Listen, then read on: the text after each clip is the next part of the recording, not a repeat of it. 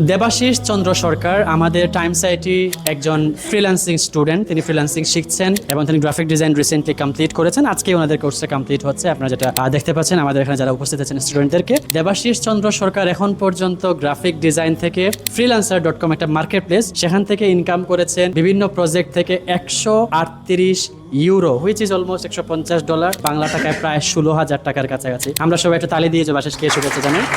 দেবাশিস, আপনি কোন দেশের ক্লায়েন্ট পেয়েছিলেন? প্রথম ইনকাম আপনার কত ইউরো ছিল সেটা একটু বলবেন সবাইকে। প্রথম আমি কন্টেস্ট উইন করি, ওইটা হচ্ছে স্যার আপনার 95 ইউরোর ছিল। 95 ইউরো, তার ফার্স্ট প্রজেক্টে আপনার 95 ইউরো, জি স্যার। প্রায় 12,000 টাকা। ওকে ফাইন, তারপর উনি আমাকে প্রায় আরো 2টা কাজ করান, 20 ইউরো পরে। ওকে মাশা, তার মানে একই ক্লায়েন্টেরই 3টা প্রজেক্ট আপনি কমপ্লিট করেছেন। Okay fine. গ্রাফিক ডিজাইন কি আপনি শিখতে পেরেছেন টাইম সাইটি থেকে? জি স্যার, অনেক ভালোভাবে শিখতে পেরেছি স্যার। 100% শিখতে পারছেন? পুরোপুরি স্যার, একেবারে। আপনি স্যাটিসফাইড?